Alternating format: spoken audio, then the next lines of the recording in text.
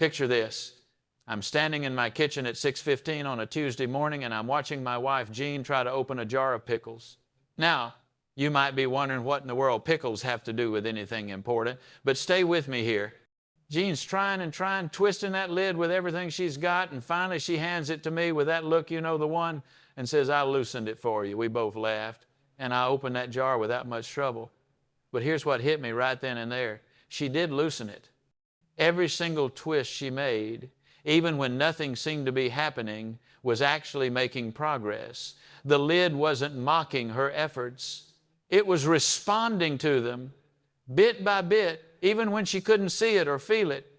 That's exactly what happens when life gets tough on you, my friend. You're twisting and straining, putting everything you've got into whatever challenge is staring you down, and it feels like nothing's moving, nothing's changing. You might even start thinking you're not strong enough, smart enough, or lucky enough to get through it. But I'm here to tell you something that might just change the way you see your struggles forever. Every effort you make is loosening that lid, even when you can't feel it budge. Now, I want to be straight with you right from the start. I'm not going to stand here and tell you that life is easy or that tough times are just illusions. That would be insulting to what you're going through. Life does get tough. It gets real tough. Bills pile up. Relationships crumble. Health fails. Dreams get deferred. People you love disappoint you, or worse, they leave you. Jobs disappear. Plans fall apart. And in those moments, when you're in the thick of it, when you can barely see your hand in front of your face because the storm is so intense, you need more than just cheerful platitudes. You need truth. You need tools. You need to know how to stay strong when everything in you wants to give up. Let me take you back to 1947. I was selling cookware door to door, and I was terrible at it. I mean, absolutely terrible. I'd knock on doors all day long and get them slammed in my face so many times I started to think my face was a door magnet. One particularly brutal day in July, must have been 95 degrees with humidity you could swim through. I'd been rejected by 23 people in a row, 23. My shirt was soaked through, my shoes were giving me blisters, and I had exactly $1.32 in my pocket. I sat down on a curb, and I'm not ashamed to tell you, tears started mixing with the sweat running down my face.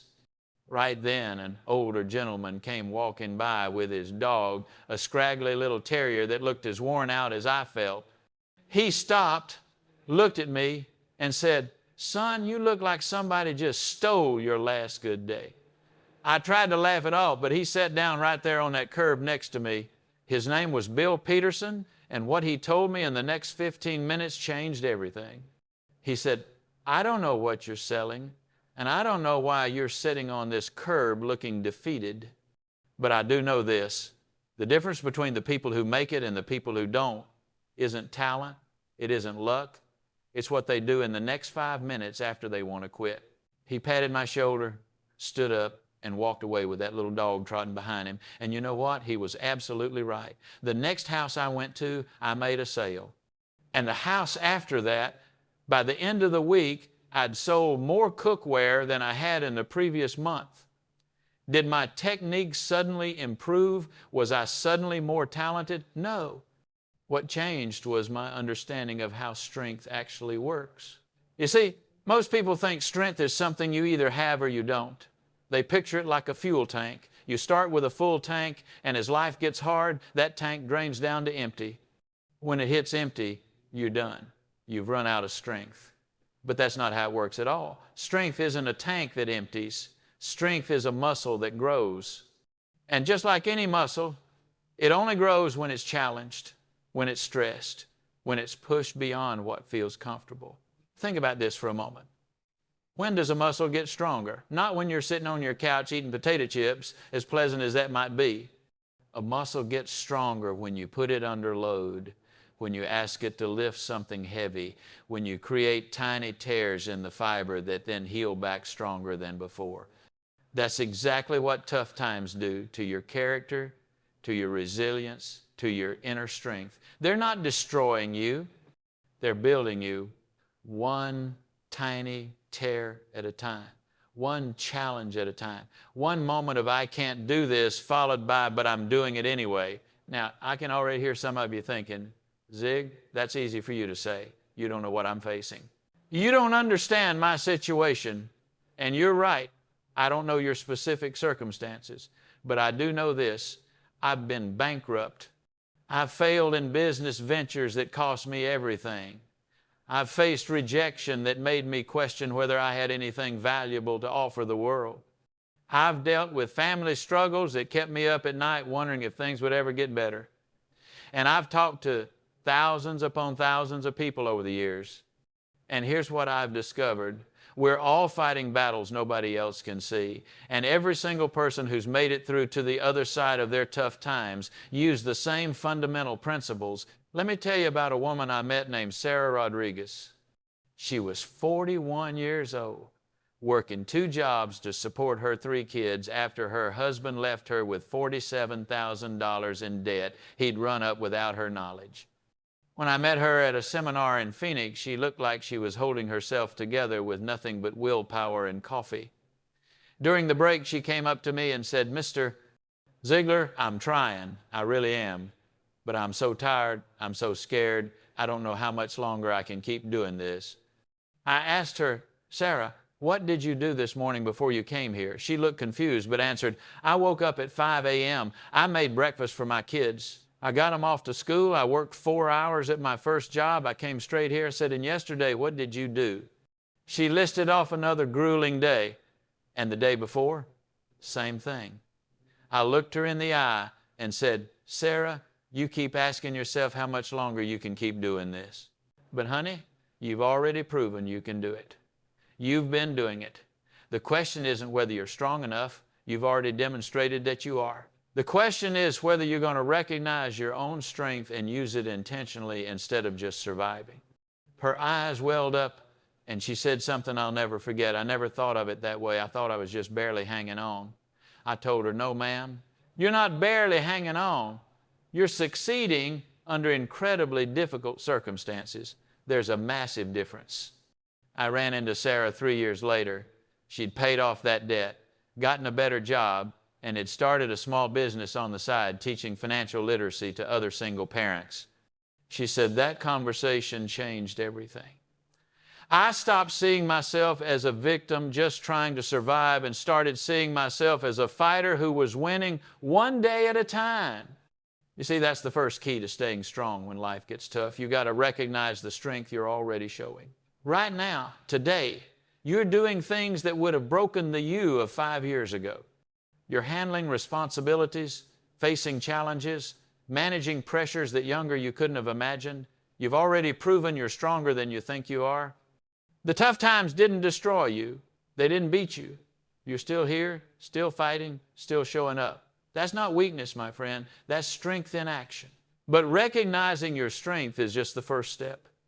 The second step is understanding where strength actually comes from. And this might surprise you. Strength doesn't come from trying to be strong all the time. Strength comes from knowing when to hold on and when to let go, when to push harder and when to rest, when to do it yourself and when to ask for help. I learned this lesson the hard way on a fishing trip with my son. We'd been out on this lake for hours and I'd hooked what I thought was the biggest bass in Texas. I was determined to reel that fish in myself. My arms were burning, my back was screaming at me, and my son kept saying, Dad, let me help you. But I was stubborn. I was going to land this fish on my own. You know what happened?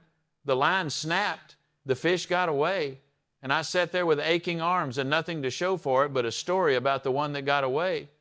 Later, my son said, Dad, why didn't you let me help? We could have caught that fish together. And that's when it hit me.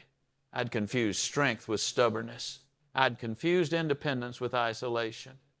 Real strength knows the difference between giving up and getting help. Real strength knows that asking for assistance isn't admitting defeat, it's demonstrating wisdom. When life gets tough, you need to build a strength support system. And I'm going to give you 5 specific practical things you can do starting today. Not tomorrow, not next week, but today. First, identify your anchor points. These are the non-negotiables in your life that keep you grounded when everything else is chaos. For some people, it's their morning routine, that cup of coffee, that quiet time before the world wakes up. For others, it's a person they can call who always tells them the truth. For others still, it's a physical place where they feel centered. Write down 3 anchor points in your life right now, not later, right now. These are your stabilizers when the storm hits. Second, create a strength inventory. This sounds fancy, but it's simple. On a piece of paper or in your phone, write down every tough thing you've already overcome, every challenge you've faced and survived, every time you thought you couldn't do something and then did it anyway. Include the small stuff. The time you had to speak in public even though you were terrified, the time you had that difficult conversation you'd been avoiding, the time you changed careers or moved to a new city or ended a relationship that was hurting you. When you're in the middle of a tough time, pull out that list and remind yourself, I've done hard things before, I can do hard things again. Third, establish a daily progress ritual. This is crucial, so listen carefully. When life is hard, our brains tend to focus on everything that's still broken, still wrong, still not working. We wake up thinking about the mountain of problems we're facing. Instead, you need to train your brain to see progress. Every single evening before you go to bed, write down 3 things that move forward today. Not 3 things you're grateful for, that's different. I'm talking about 3 specific ways you made progress on your challenges. Maybe you made 1 phone call you'd been dreading. Maybe you saved $5 toward that debt. Maybe you had 5 minutes of genuine laughter despite everything. Progress, not perfection. Fourth, protect your input. Your mind is like a garden, and you got to be very careful about what you're planting there, especially during tough times. If you're facing a difficult season, you cannot afford to spend your evenings watching news that fills you with fear or scrolling through social media that makes you feel inadequate or hanging around people who drain your energy. I'm not saying ignore reality. I'm saying be intentional about what you're feeding your mind. Read things that build you up. Listen to things that inspire you. Spend time with people who remind you of your strength, not people who reinforce your doubts. Fifth, practice small acts of control. When life feels out of control, when big things are happening that you can't stop or fix, you need to do small things that remind you that you're not powerless. Make your bed, clean off your desk, organize 1 drawer, go for a walk around the block. These aren't distractions from your problems. They're demonstrations to yourself that you still have agency, that you can still make things better, even if it's just 1 small corner of your world. Don't underestimate the psychological power of doing something, anything, that you can actually complete and control. Now, I know what some of you are thinking. You're thinking, Zig, this all sounds nice, but you don't understand. My problem is too big. My situation is too complicated. These simple steps aren't going to fix what I'm dealing with. And you're absolutely right about one thing. These steps probably won't fix your problem overnight. But here's what you're missing. Staying strong when life gets tough isn't about fixing everything immediately. It's about maintaining your capacity to keep functioning, keep fighting, keep moving forward while you work on the solution. Think of it like this. If you're carrying a heavy backpack on a long hike, the weight doesn't get lighter just because you're tired. The trail doesn't get shorter just because you're exhausted. But if you stop every so often to adjust the straps, to take a sip of water, to wipe the sweat off your face and take a few deep breaths, you can keep going. Those small maintenance activities don't reduce the weight or shorten the trail, but they preserve your ability to finish the journey. That's what these practices do during tough times. They preserve your strength so you can keep moving forward. Let me tell you about a man I knew named James Cooper. He was an engineer at a manufacturing plant, and at 53 years old, he lost his job when the company downsized. He'd been with them for 27 years. This wasn't just a job loss. This was an identity loss. His kids had graduated, his wife had passed away 2 years earlier, and suddenly he was alone in a house that felt too big, with too much time to think and too much fear about the future. For 6 weeks, James spiraled. He barely left the house. He stopped shaving. He ate whatever was easiest. He told his friends he was looking for work, but really he was watching TV and feeling sorry for himself. I don't say that to judge him. I say it because he told me this himself later. He said those 6 weeks were the darkest of his life because he had lost not just his job, but his sense of purpose and his belief that he mattered. Then one morning, his neighbor knocked on his door. Her name was Mrs. Patterson, and she was 79 years old. She asked if James could help her move some boxes in her garage. James almost said no, but something made him say yes. He went over there, moved the boxes, and Mrs. Patterson made him lunch over sandwiches. She asked him what he was going to do with all his free time. He told her the truth. He didn't know. She looked at him with these sharp, clear eyes and said, "James, I've lived through the Depression, 2 wars, the death of my husband, and cancer twice. You want to know the secret to getting through hard times? Do something useful every single day. Doesn't matter how small. Just do something that matters to someone." That simple advice changed everything. The next day, James updated his resume. The day after that, he applied to 3 jobs. The day after that, he volunteered at a local food bank. He kept moving, not because he felt like it, not because he was full of optimism, but because he'd decided that doing something useful every day was better than sitting still in his fear.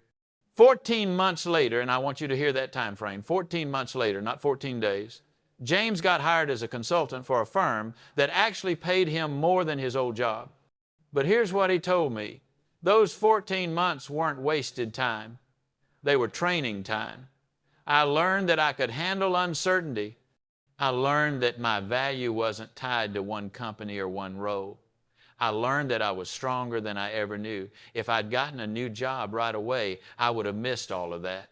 That's the thing about tough times that most people don't understand until they're on the other side. The tough times aren't just obstacles to overcome. They're training grounds for the next level of your life. You think you're just trying to survive, but you're actually being prepared for something you can't see yet. The skills you're developing right now, resilience, adaptability, problem solving under pressure, emotional regulation when everything is falling apart, these aren't just getting you through this season. They're equipping you for opportunities and challenges you haven't even encountered yet. Every single successful person I've ever met, and I mean every single one, has a story about a time when life knocked them flat. The difference between the people who stayed down and the people who got back up isn't that the people who got back up had easier problems or better circumstances. The difference is what they told themselves about the experience while they were in it. Your internal dialogue during tough times is everything. Everything. If you're telling yourself, "I can't handle this, this is too much, I'm not strong enough, why does this always happen to me?" then you're programming your brain for defeat. But if you're telling yourself, "This is hard, but I've done hard things before. This is teaching me something I need to know. I'm getting stronger even though it doesn't feel like it right now," then you're programming your brain for growth. And I want to be clear about something. I'm not talking about toxic positivity or pretending everything is fine when it's not. I'm talking about honest, truthful assessment that includes both the difficulty of your situation and your capacity to handle it. You can acknowledge that something is painful and still believe you're going to get through it. You can admit that you're scared and still trust that you're strong enough. Those things aren't contradictions. They're reality. Here's a truth that might surprise you. You don't have to feel strong to be strong. Some of the strongest moments of your life will be the moments when you feel the weakest but keep going anyway. The single mother who's exhausted but still shows up for her kids every single day, that's strength. The person battling illness who still finds reasons to smile and ways to contribute, that's strength. The entrepreneur who's facing rejection after rejection but keeps refining their pitch, that's strength. The student who's struggling but still sits down to study instead of giving up, that's strength. Strength isn't the absence of fear, exhaustion, or doubt. Strength is moving forward in spite of those things. Strength is saying, "I'm scared, but I'm going anyway. I'm tired, but I'm doing it anyway.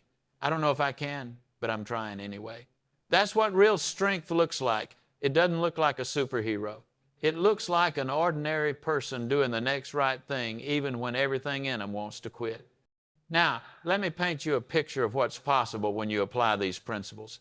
Imagine 6 months from now, you're going to look back on this tough season and you're going to realize something. You made it. You survived. You got through. But more than that, you'll realize you're different now. You're more confident because you've proven to yourself that you can handle hard things. You're more capable because you've developed skills you didn't have before. You're more compassionate because you understand what it's like to struggle, and that makes you kinder to other people who are struggling. The you of 6 months from now is going to be so proud of the you of today for not giving up. The you of 6 months from now is going to look back and say, I'm glad I kept going. I'm glad I stayed strong. I'm glad I didn't quit when it got hard. But that future you only exists if you make decisions today that support that outcome. So here's my challenge to you, and I mean this with everything in me. Starting right now, this very moment, I want you to make 3 decisions. Not wishes, not hopes, but decisions. First, decide that you're going to see yourself differently. You're not a victim of your circumstances. You're not just barely getting by. You're a fighter who's in the middle of a battle, and battles are hard, but you're still standing. Decide that you're going to recognize your own strength even when you don't feel particularly strong.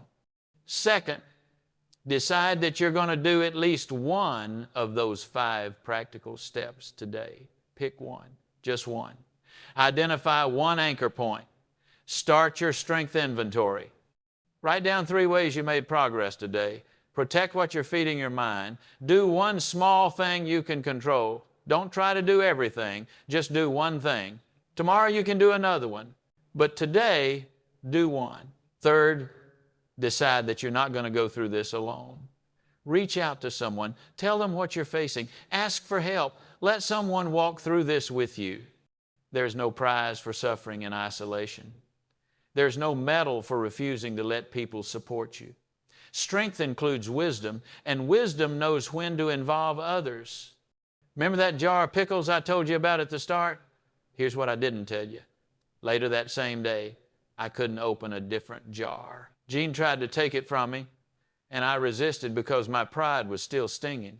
She looked at me and said, you know what your problem is? You think needing help makes you weak, but really refusing help when you need it, that's what's weak.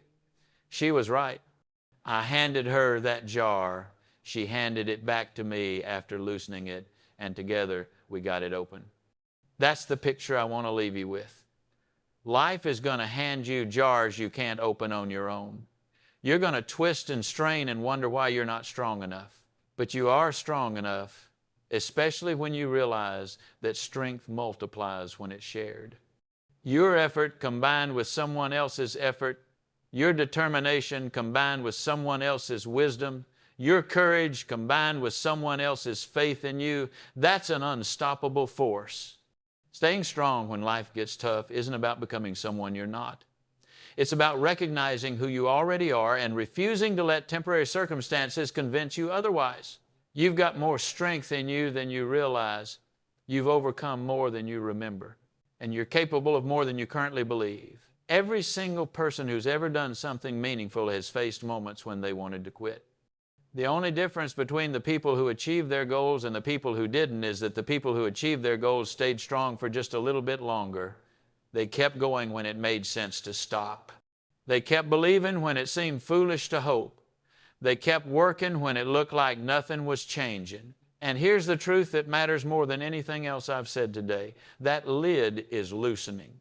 Every single effort you're making, every time you show up, even when you don't feel like it, every moment you choose to keep going instead of giving up, every day you face your fears instead of running from them. It's all working. You might not see it yet, you might not feel it yet, but it's loosening. The breakthrough is coming. The change is happening.